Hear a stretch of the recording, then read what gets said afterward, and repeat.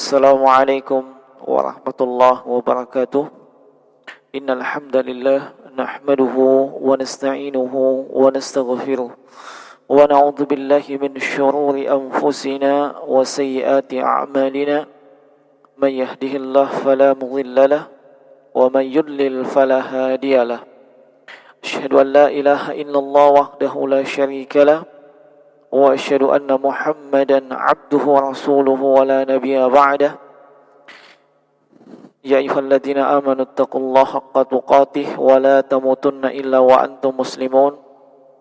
Ya ayyuhan nas ittaqu rabbakumul ladzi khalaqakum min nafsin wahidah wa khalaqa minha zawjaha wa batha minhuma rijalan katsiran wa nisaa'a wattaqullaha alladzi tasaaluna bihi wal arham innallaha kana 'alaikum raqiba.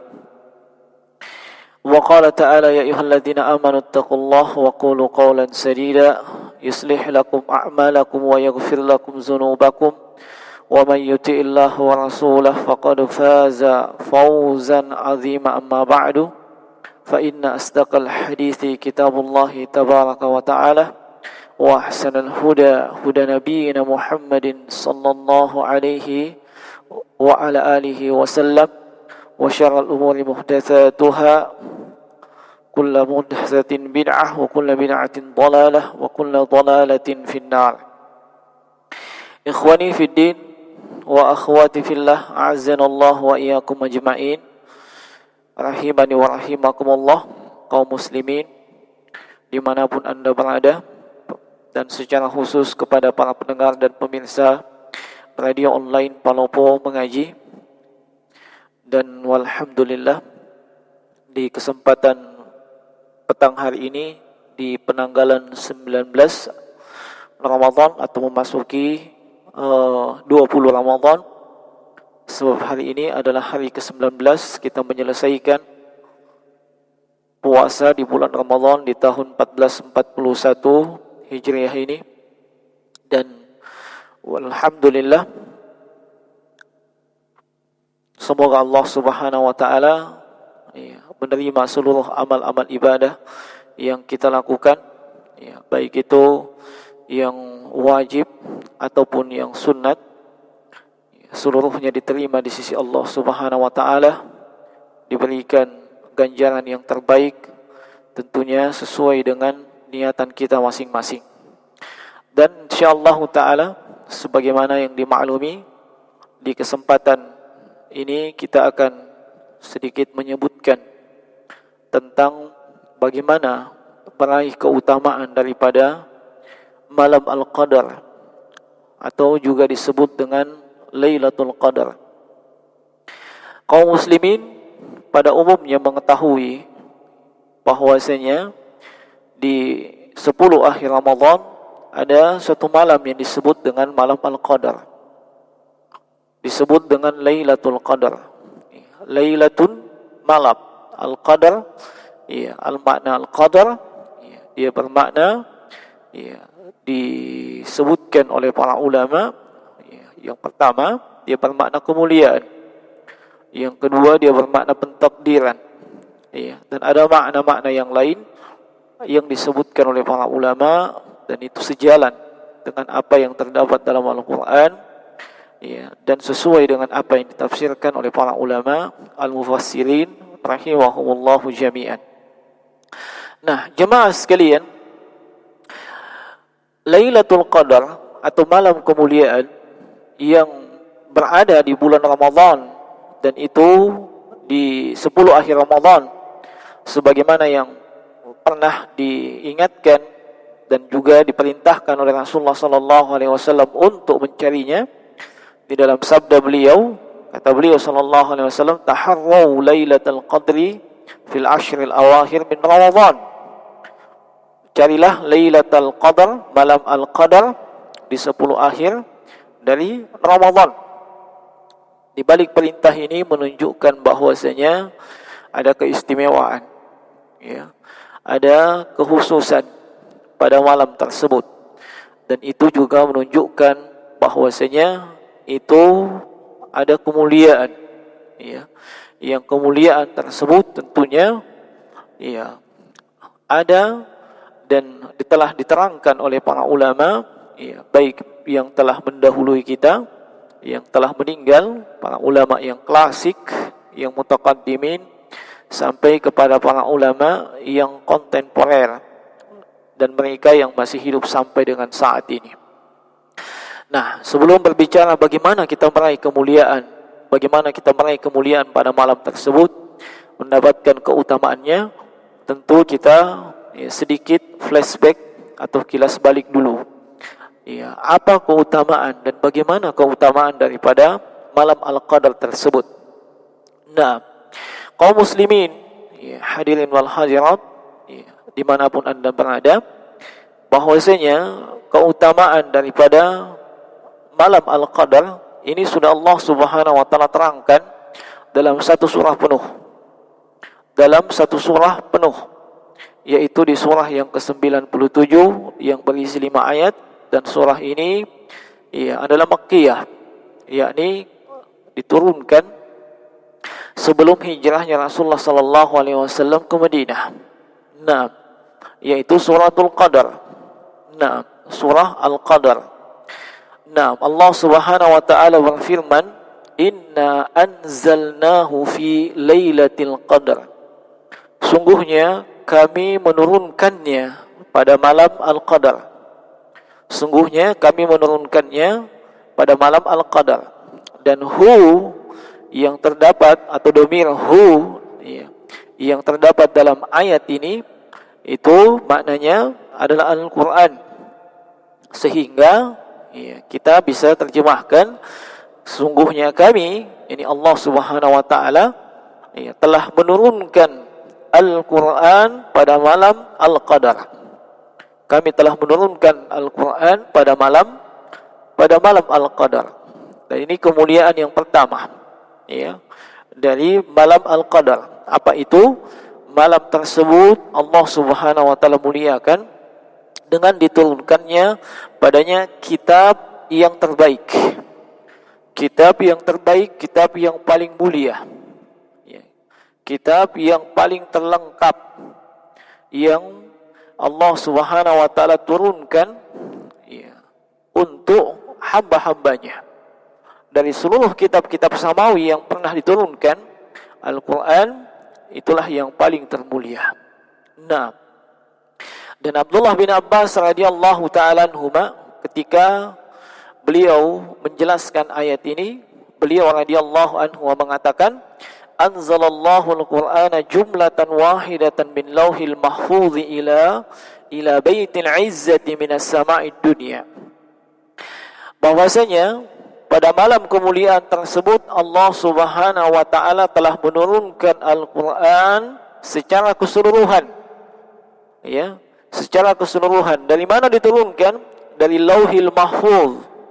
Ke mana? Ke Baitul Izzah di langit dunia. Ya, ke Baitul Izzah dan itu di langit dunia. Summa nazala mufassalan bihasabil waqa'i fi 23 sana ala Rasulillah sallallahu alaihi wasallam.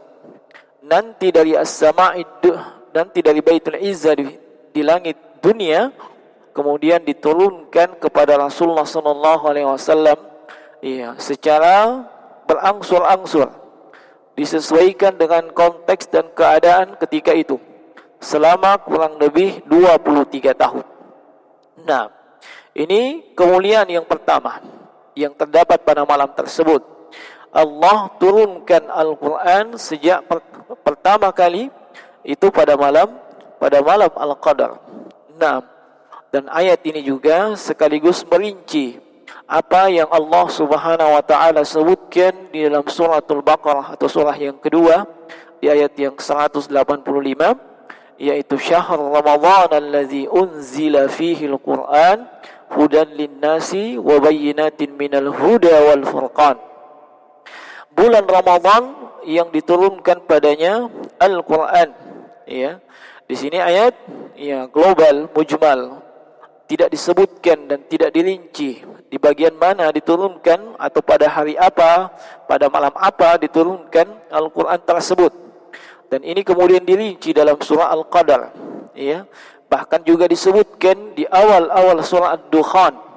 Nah, yang kesimpulannya bahwasanya Al-Quran Allah Subhanahu wa taala turunkan pada bulan Ramadan yang merupakan bulan yang terbaik dari seluruh bulan yang ada, dan itu diturunkan di malam Al-Qadar, malam kemuliaan, yang merupakan malam yang terbaik dari seluruh malam yang pernah ada. Naam, dan diturunkan kepada Rasul yang terbaik, Rasul yang termulia yang pernah ada, yaitu Rasulullah Muhammad ibni Abdullah sallallahu alaihi wa ala alihi wasallam, dan melalui perantaraan malaikat yang terbaik atau malaikat yang termulia, yaitu Jibril alaihi salatu wassalam. Ini kemuliaan yang pertama daripada kemuliaan yang pertama daripada malam Al-Qadar tersebut. Nah, kemudian kemuliaan yang kedua yang terdapat pada malam tersebut, malam itu adalah malam yang penuh dengan keberkahan, ya. Malam yang penuh dengan keberkahan, ya, memiliki ketenangan dan keselamatan, ya. Malam yang dimuliakan oleh Allah Subhanahu wa taala. Nah, dan yang dimaksud dengan keberkahan sebagaimana yang diterangkan oleh para ulama adalah kasratul khair wa dawamuh. Banyaknya kebaikan dan tetap serta kontinunya kebaikan tersebut. Nah, ini Allah Subhanahu wa taala terangkan dalam surah Ad-Dukhan, di awal-awal surah Ad-Dukhan, di ayat yang ketiga, Allah Subhanahu wa taala berfirman, Inna anzalnahu fi lailatin mubarakah. Sungguhnya kami menurunkan Al-Quran pada malam yang al-mubarakah, malam yang penuh dengan keberkahan. Subhanallah, Al-Quran disifati juga dengan keberkahan, sebagaimana yang Allah Subhanahu wa taala sebutkan dalam surah Sad ayat ke-29. Allah Subhanahu wa taala berfirman, Kitabun anzalnahu ilaika mubarakun liyadabbaru ayatihi wa liyatazakkara ulul albab.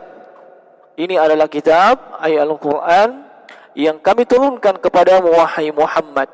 Kitab ini mubarak, penuh dengan keberkahan. Ya, artinya memiliki kebaikan yang tetap dan kontinu. Ya. Nah, memiliki kebaikan tetap dan kontinu. Diturunkan pada malam yang penuh dengan keberkahan. Nah, yaitu malam Al-Qadar. Ya, ini kemuliaan yang kedua dari malam Al-Qadar tersebut, yaitu malam yang penuh dengan keberkahan, dan ini juga sekaligus menunjukkan bahwasanya Al-Qadar juga bisa disifati dengan al-barakah atau mubarakah.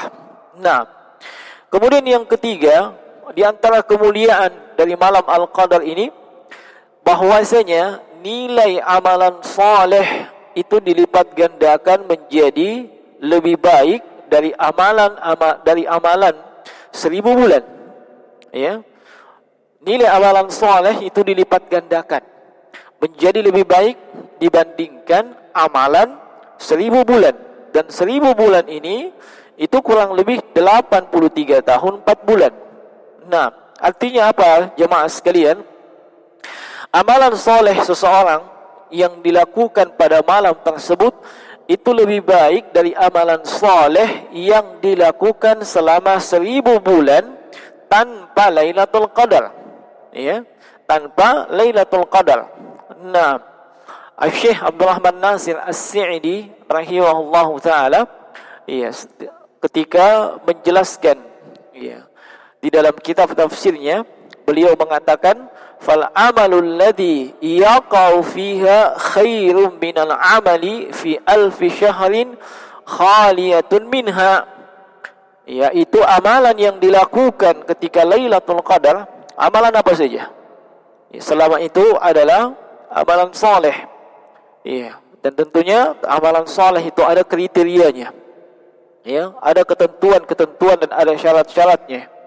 Nah, maka amalan soleh apa saja yang dilakukan pada malam tersebut itu khairun, lebih baik dari amalan soleh yang dilakukan selama 1000 bulan, 83 tahun 4 bulan, ya, tanpa Lailatul Qadar.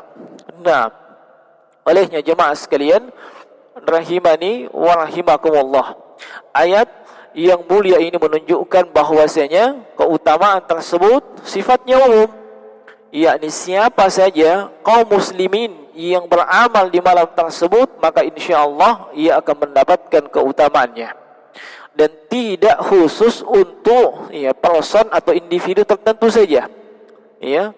Nah, dan juga tidak ada perbedaan apakah seorang muslim itu tahu bahwasanya ia berada di malam Lailatul Qadar apa tidak, ya. Yang menjadi iktibar adalah ketika dia melakukan amalan saleh dan itu bertepatan dengan malam Al-Qadar. Nah, maka nilai amalan saleh tersebut dilipat gandakan, dan itu lebih daripada lebih baik daripada amalan 1000 bulan tanpa Lailatul Qadar. Ini kemuliaan yang ketiga. Nah, kemuliaan yang keempat dari malam tersebut, bahwasanya di malam tersebut sebagaimana Allah Subhanahu wa taala firmankan dalam surah Al-Qadar, tanazzalul malaikatu war-ruhu fiha biidzni rabbihim min kulli amr. Ya, pada malam tersebut para malaikat itu turun.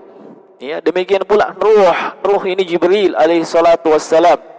Ya, biidzni rabbihim, dengan izin Tuhannya, izin Rabbnya.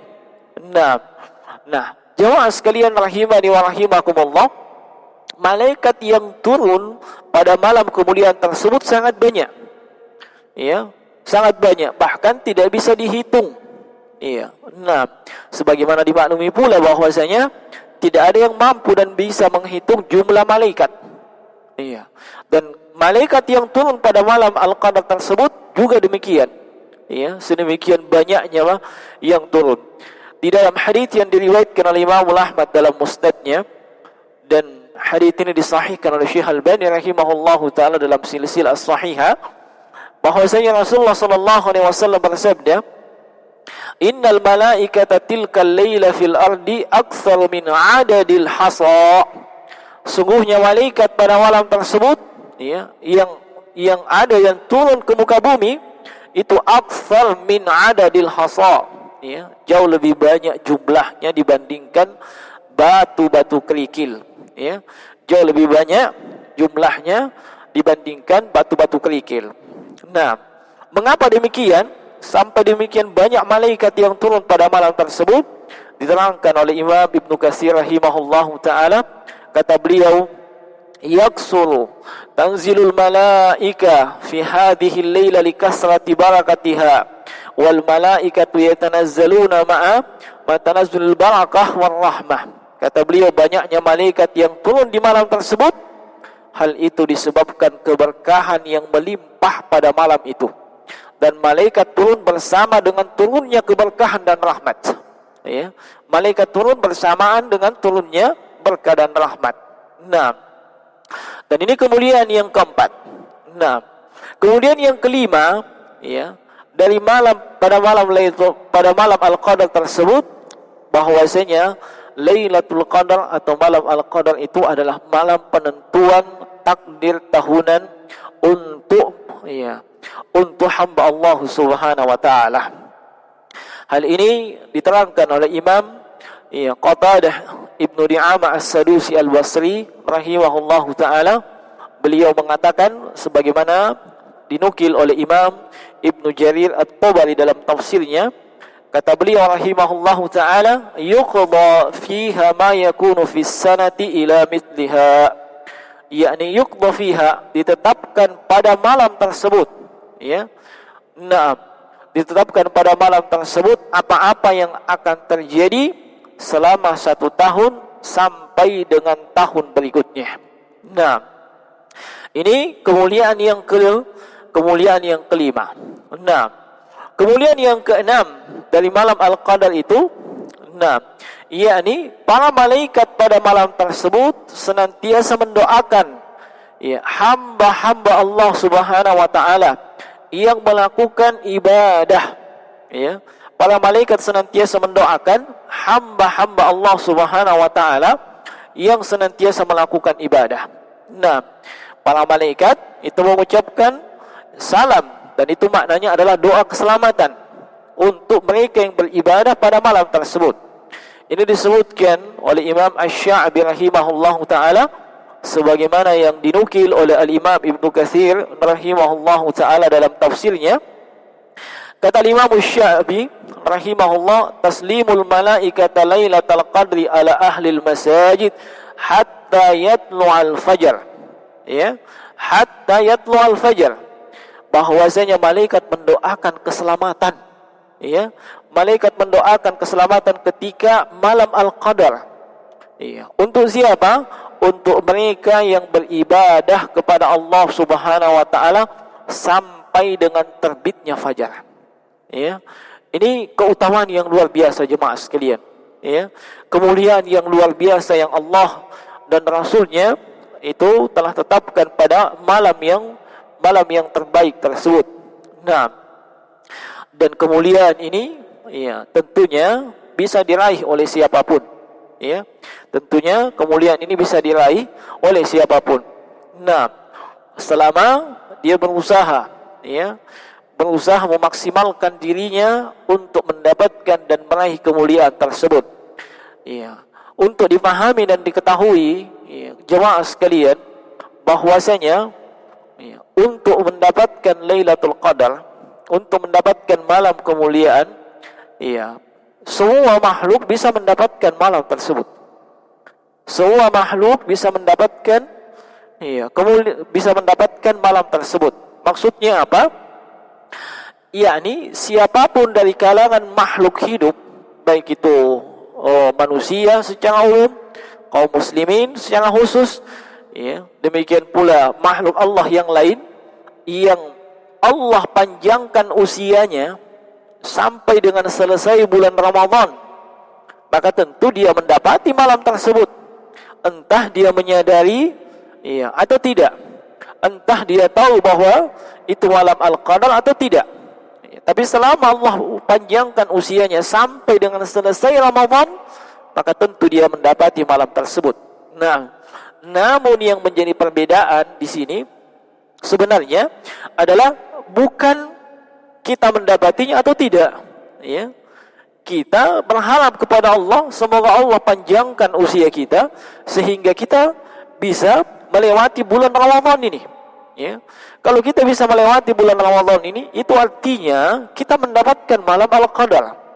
Ya, tetapi jemaah sekalian, yang paling penting, yang paling pokok, yang mesti kita tanamkan di dalam diri kita, bahwasanya malam tersebut, karena itu adalah malam kemuliaan, ya, tentunya, ya, hanya sebahagian orang saja yang bisa meraih keutamaannya. Ya. Nah, walaupun seluruh manusia dipanjangkan usianya oleh Allah melewati bulan Ramadan, tapi tidak seluruh manusia mendapatkan kemuliaan itu. Ya, tidak seluruh manusia mendapatkan kemuliaan itu. Sebab ada di antara manusia yang melewati malam tersebut, ya, tentunya dengan bertakarrub ilallah, beribadah kepada Allah dengan berbagai macam bentuk pendekatan diri dan ibadah.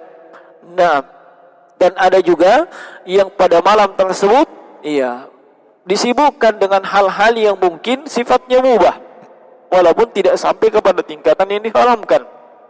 Nah, dan ada juga yang melewati malam tersebut, iya, dia melewatinya dengan bermaksiat kepada Allah Subhanahu wa taala. Nah, seluruhnya melewati malam tersebut selama Allah berikan usia panjang, iya, sampai dengan berakhirnya Ramadan. Iya. Nah, tetapi tidak semua manusia, ya, termasuk tidak semua kaum muslimin bisa mendapatkan, ya, kemuliaan atau meraih keutamaan malam Al-Qadar tersebut. Ya. Nah, dan Rasulullah sallallahu alaihi wasallam seorang nabi yang mulia, beliau dimaklumi sebagaimana yang diterangkan dalam Al-Qur'an dan juga dalam hadis yang sahih, bahwasanya dosa-dosa beliau itu sudah diampuni oleh Allah Subhanahu wa taala, baik yang lalu maupun yang akan datang. Allah Subhanahu wa taala berfirman dalam surah Al-Fat, ya, laqad ghafarallahu laka ma taqaddama min dzambika wa ma ta'akhkhar, ya, wa yutimma ni'matahu 'alaika wa yahdiyaka siratan mustaqima. Dan sungguh, ya, telah diampuni dosa-dosamu yang lalu maupun yang akan datang. Nah, ini, ya, adalah tazkiyah dari Allah Subhanahu wa taala.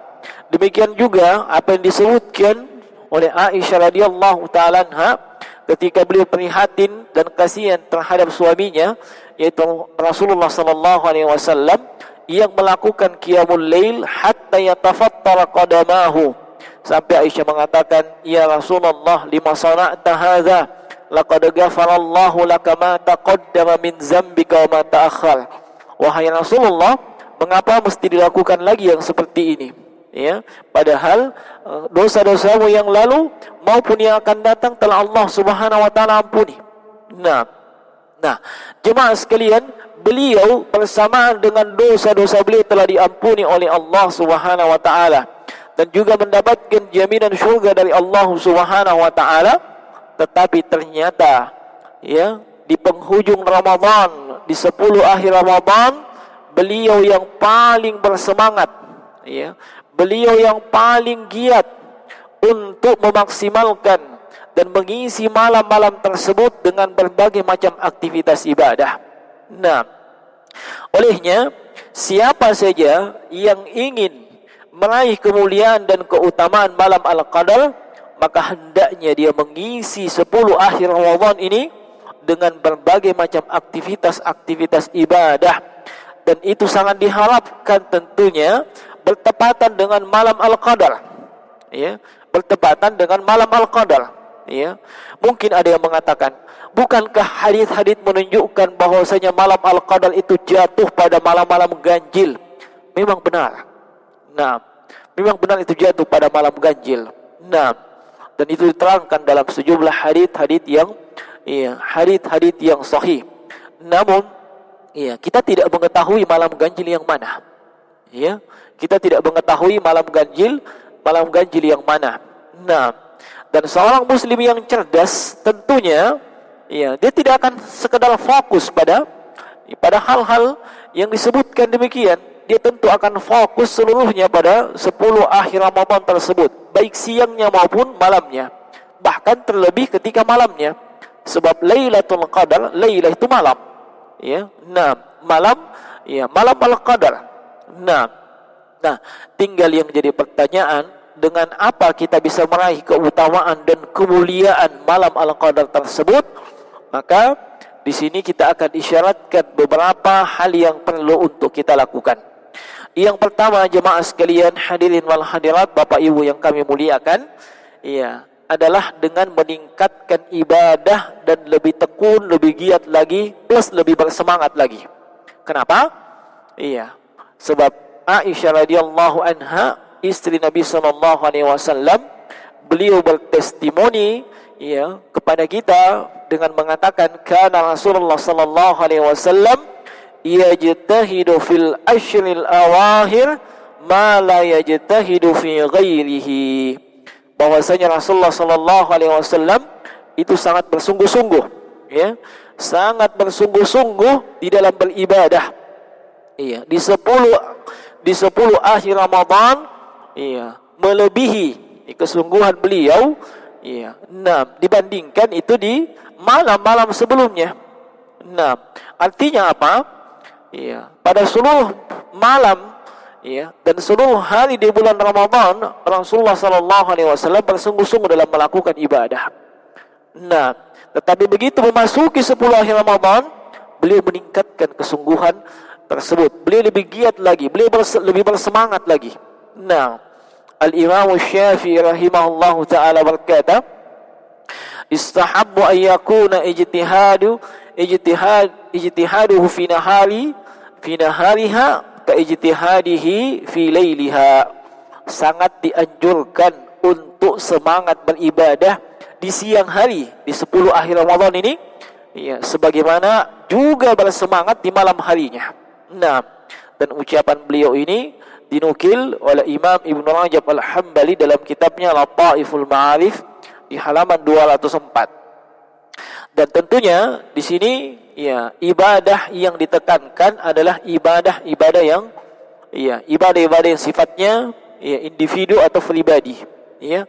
Nah, misalnya salat-salat sunat, ya, membaca Al-Qur'an, memperbanyak doa, zikir, istighfar dan yang semisal dengan itu. Nah, ini yang pertama. Kemudian yang kedua, di 10 akhir Ramadan ini hendaknya lebih fokus ibadah. Ya, lebih fokus ibadah dan menghilangkan, ya, atau kalau tidak bisa dihilangkan, diminimalkan segala sesuatu yang bisa membuat kita terlalaikan dari perkara-perkara keduniaan. Ya, hendaknya kita lebih fokus ibadah dan mengajak kepada anggota keluarga untuk fokus beribadah. Nah, Aisyah radhiyallahu taala anha menceritakan, kana Nabi sallallahu alaihi wasallam idza dakhala al-'ashru shadda mi'dharahu wa ahya lailahu wa ayqadha ahlahu.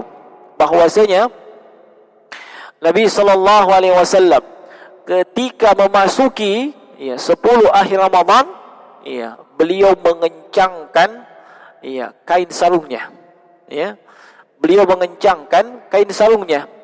Nah, kemudian beliau juga menghidupkan malam-malamnya. Beliau juga menghidupkan malam-malamnya. Dan beliau juga membangunkan keluarganya.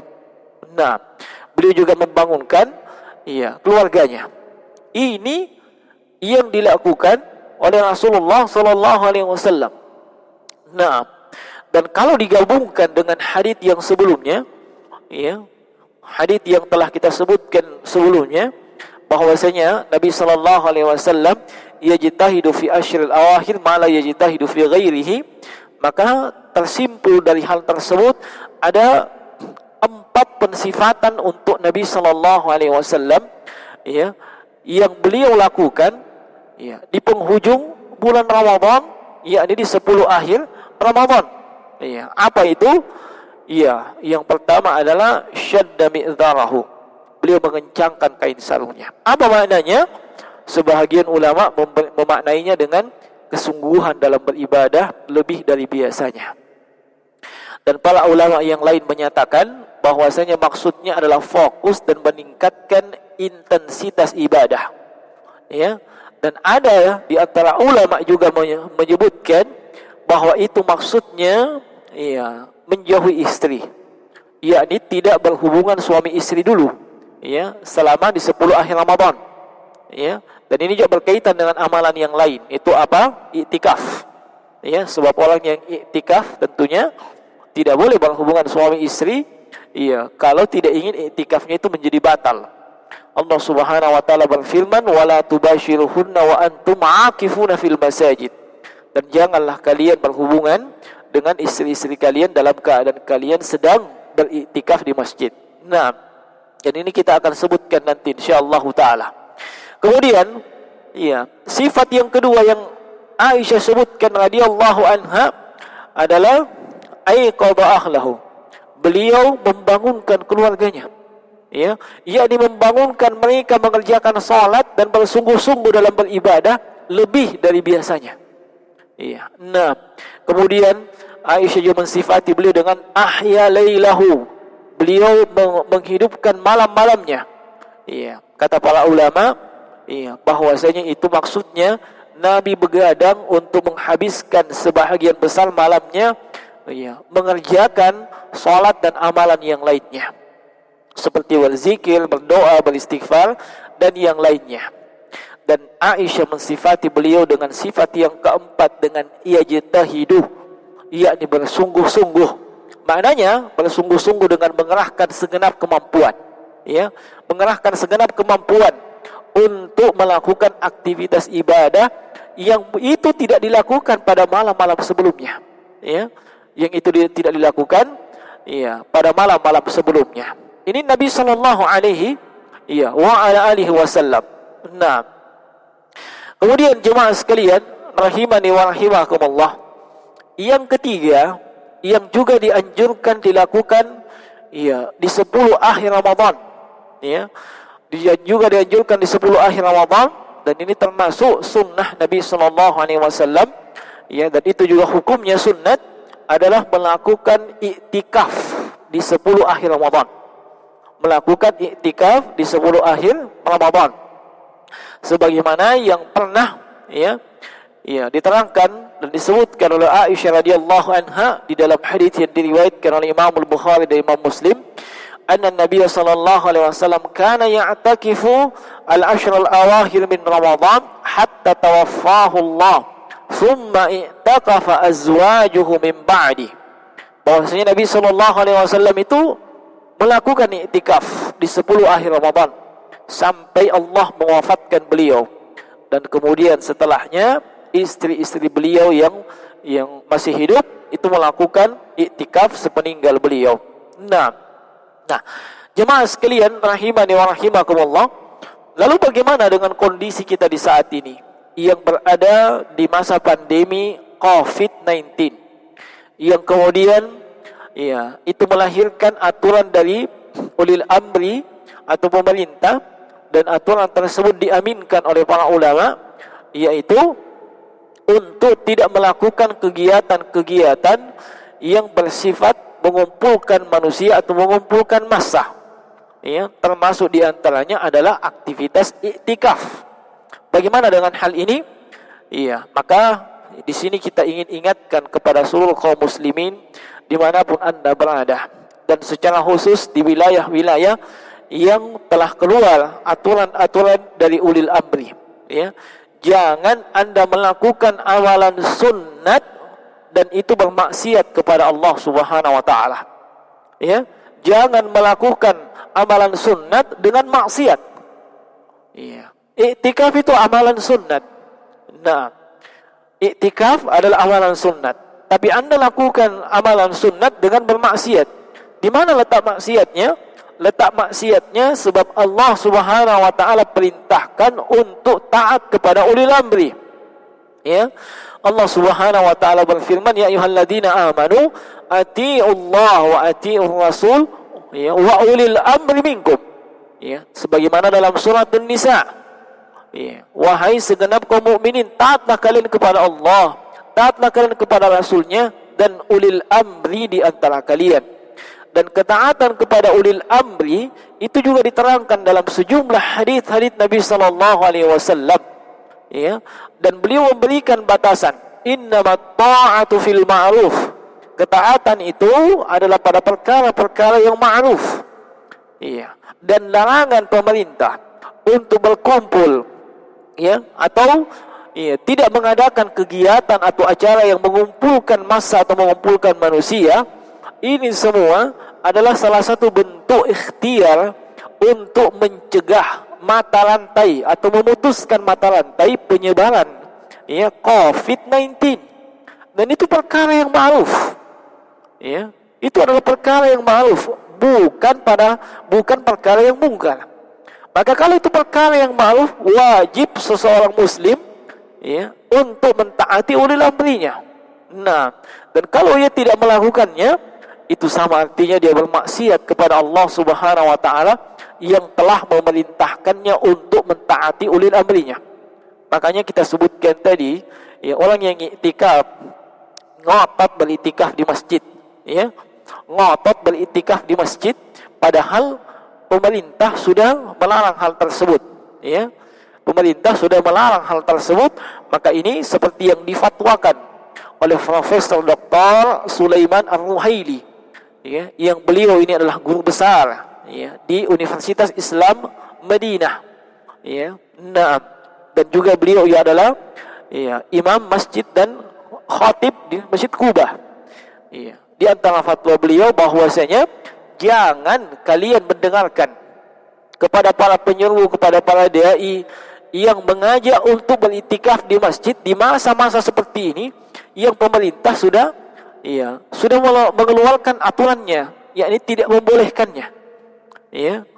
Dan itu beliau katakan sebagai melakukan amalan sunnat dengan bermaksiat. Ini adalah suatu hal yang tidak masuk di akal bagi manusia. Kenapa? Seharusnya tidak boleh seseorang itu menempuh amalan, menempuh kemaslahatan yang itu adalah sunnat, tapi ternyata untuk merealisasikannya dia melakukan hal yang diharamkan. Apa itu? Bermaksiat kepada Allah. Ya. Nah, bermaksiat kepada Allah Subhanahu wa taala. Nah, dan iktikaf ya, ini hanya sah dilakukan di masjid. Ya. Berdasarkan kesepakatan para ulama. Nah, berdasarkan kesepakatan para ulama, ya. Sebagaimana firman Allah Subhanahu wa taala, "Wala tubashiruhunna wa antum aakifuna fil masajid." Ya. Nah, hanya sah dilakukan di masjid. Dan kita berharap kepada Allah Subhanahu wa taala tetap mendapatkan pahala iktikaf, ya. Kenapa? Sebab kita tidak iktikaf disebabkan adanya uzur, adanya halangan. Ya, sebagaimana diterangkan dalam hadits yang sahih terhadap mereka yang berhalangan dari melakukan amalan yang merupakan kebiasaannya. Ya, amalan yang sudah biasa dilakukan, sudah rutin dia lakukan. Maka dia mendapatkan pahala tersebut di saat dia sedang beruzur. Ya, di saat dia sedang beruzur. Dan tentunya ini tidak berlaku bagi mereka yang tidak pernah iktikaf atau memang jarang beriktikaf, ya. Maka mereka tidak mendapatkan keutamaan yang demikian. Nah, kemudian jemaah sekalian rahimani wa rahimakumullah, termasuk di antara amalan yang dengannya kita berharap untuk mendapatkan keutamaan dan kemuliaan malam al-qadar adalah meningkatkan salatut tarawih. Ya, terutama di malam-malam yang kita kuat menduga bahwasanya itu adalah malam al-qadar.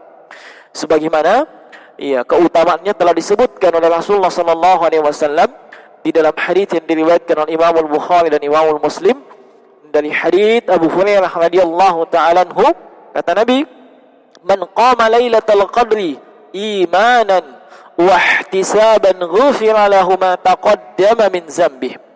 Yakni siapa saja yang menegakkan qiyam pada malam Lailatul Qadar dan itu dilandasi dengan iman, dilandasi dengan ihtisab, maka ghufira lahu ma taqaddama min dzambih, diampuni dosa-dosanya yang telah lalu. Makna ihtisab adalah mengharapkan balasan pahala hanya dari Allah Subhanahu wa taala. Dan dosa-dosa yang diampuni di sini adalah dosa-dosa kecil.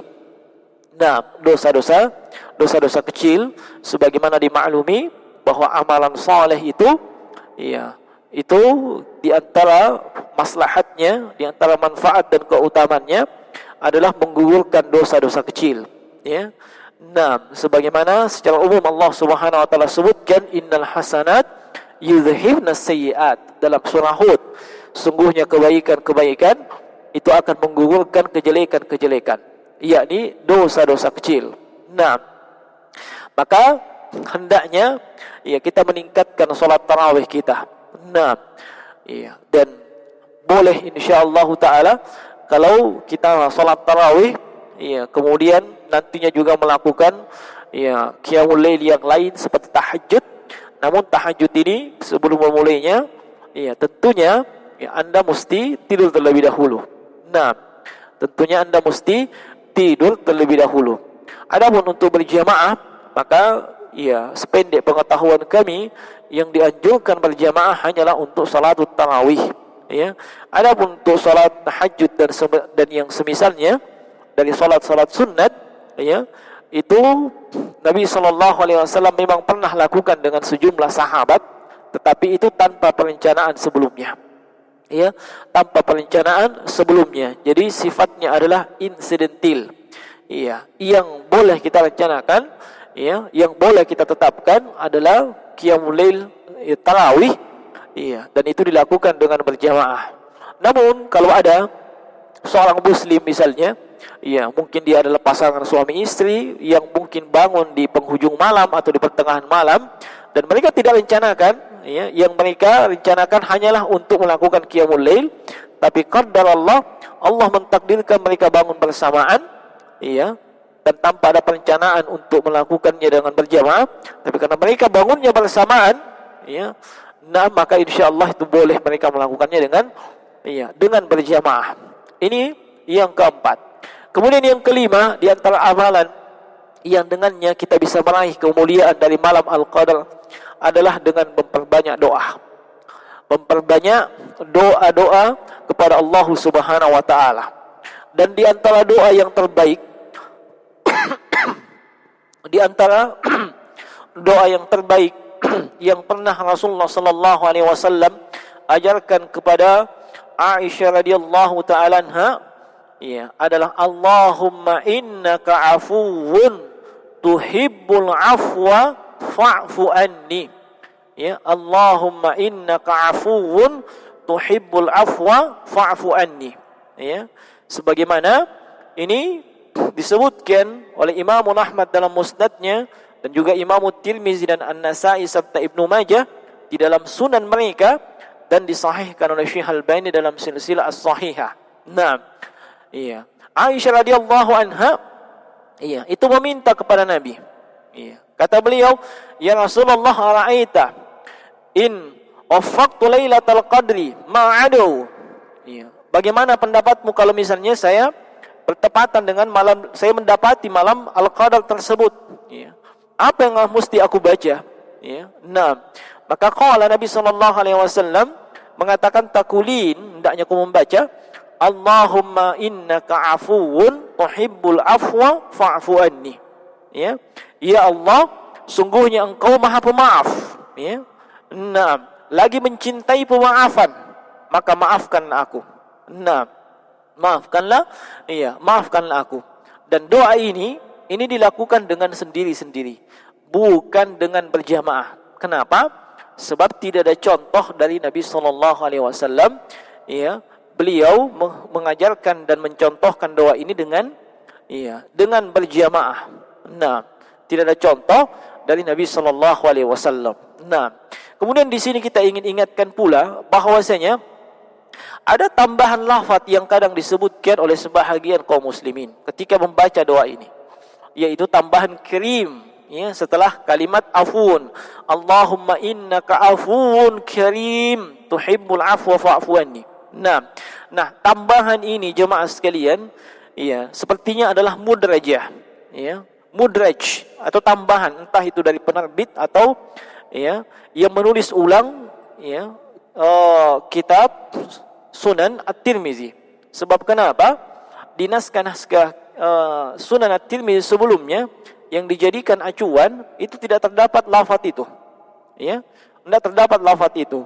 Kemudian yang kedua, Al-Imam An-Nasa'i, ya, yang juga meriwayatkan sama dengan Imam At-Tirmizi dengan jalur periwayatan yang sama dari guru yang sama, yaitu Imam Qutaibah ibn Sa'id, itu tidak menyebutkan, dalam riwayat An-Nasa'i tidak menyebutkan kalimat Al-Karim.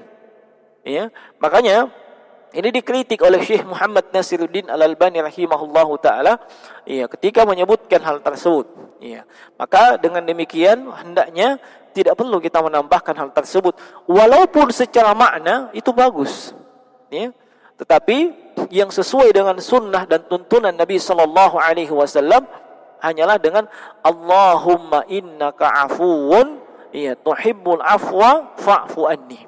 Nah, di sini muncul pertanyaan, kenapa hanya doa itu saja yang Nabi ajarkan? Ya, nah, tidak diajarkan doa-doa yang lain. Nah, jemaah sekalian rahimani wa rahimakumullah, Nabi adalah Nabi yang terbaik. Ya, nah, dan istri beliau adalah manusia yang terbaik pula. Sebagaimana para sahabat beliau adalah manusia yang terbaik. Beliau tentunya mengajarkan yang terbaik untuk istri-istri beliau. Nah, beliau tentunya mengajarkan yang terbaik untuk istri-istri beliau. Nah, dan kita sangat butuh, ya, sangat butuh pemaafan dari Allah Subhanahu wa taala, ya. Dan juga menunjukkan bahwasanya permohonan atau doa supaya kita diampuni dan dimaafkan oleh Allah, itu termasuk doa yang terbaik. Itu termasuk doa yang terbaik, sebab itu yang diajarkan oleh Rasulullah sallallahu alaihi wasallam, ya, kepada istri beliau yaitu Aisyah radhiyallahu taala anha. Nah, nah, kita sudah banyak melakukan ibadah di 10 akhir Ramadan. Ternyata doa yang diajarkan Nabi adalah Allahumma innaka afuwun. Ya Allah, ya, Engkau adalah maaf, mencintai pemaafan, maafkan aku. Ya. Nah, ini menunjukkan jemaah sekalian, ya, bahwasanya, ya, dengan hal tersebut ibadah-ibadah yang kita lakukan ini masih sangat minim, ya. Masih sangat minim, belum bisa menunaikan hak Allah Subhanahu wa taala. Ya, belum bisa menunaikan hak Allah Subhanahu wa taala. Nah, kemudian jemaah sekalian, apakah hanya dengan doa ini saja kita, ya, kita berdoa? Apakah tidak boleh dengan doa-doa yang lainnya? Nah, Asy-Syaikh Shalih atau Asy-Syaikh Profesor Dr. Shalih bin Fauzan hafizahullahu taala, yang merupakan anggota Hay'ah Kibarul Ulama, yaitu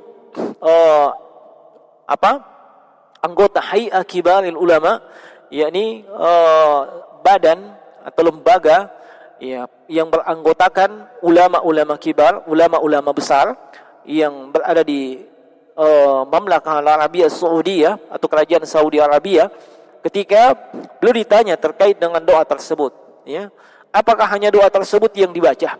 Maka beliau katakan, ya, wa yukarriru hadzal du'a wa ma tayassara ma'ahu minal adiyati shalihati.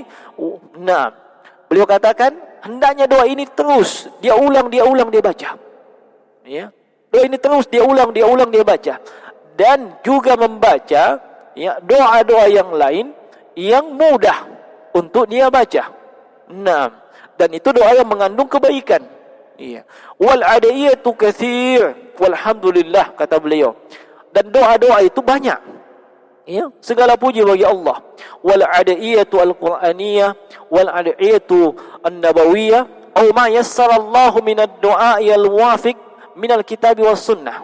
Apakah doa tersebut bersumber dari Al-Qur'an ataukah doa tersebut bersumber dari hadits-hadits Nabi sallallahu alaihi wasallam, ataukah doa-doa yang mudah dan dia ketahui, naam, dan itu sesuai atau tidak bertentangan dengan Al-Quran dan As-Sunnah, ya, sehingga kesimpulannya, iya, boleh seseorang itu berdoa dengan doa-doa yang lain, tentunya sesuai dengan hajat dan kebutuhan dia, dan itu sangat banyak contohnya dalam Al-Quran, ya, dan juga dalam Sunnah Nabi Sallallahu Alaihi Wasallam.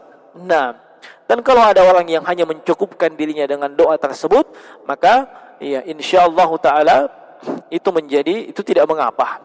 Nah, jemaah sekalian rahimani wa rahimakumullah, ini, ya, beberapa amalan yang bisa kita lakukan di 10 akhir Ramadan untuk meraih keutamaan dan kemuliaan malam Al-Qadar tersebut, ya.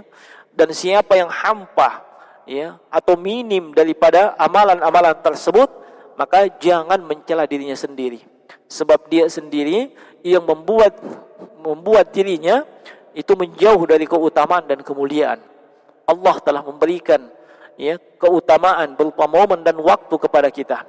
Tinggal bagaimana kita mengisi momen dan waktu tersebut dengan hal-hal yang disyariatkan, dengan hal-hal yang bersifat ibadah, dengan perkara-perkara yang bentuknya adalah amalan saleh. Maka pilihannya kembali kepada kita jemaah sekalian. Apakah Anda ingin melewati malam Al-Qadar tersebut dan mendapatkan dan meraih keutamaan dan kemuliaannya, ataukah, ya, Anda melewati malam tersebut dengan tidak mendapatkan apa-apa, ataukah malah terjatuh ke dalam dosa dan maksiat?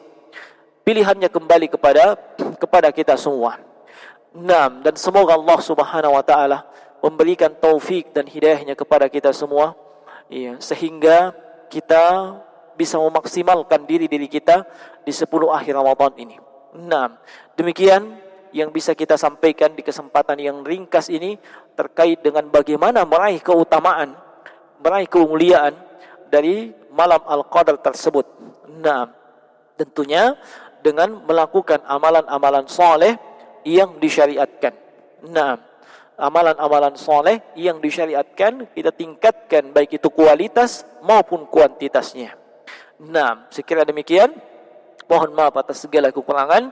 Yang benar hanya datang dari sisi Allah Subhanahu wa taala, yang keliru dari sisi kami. Subhanaka wa bihamdika asyhadu an la ilaha illa anta astaghfiruka wa atubu ilaik. Wa sallallahu ala nabiyyina Muhammadin wa ala alihi wa sahbihi wa sallim. Assalamualaikum warahmatullahi wabarakatuh.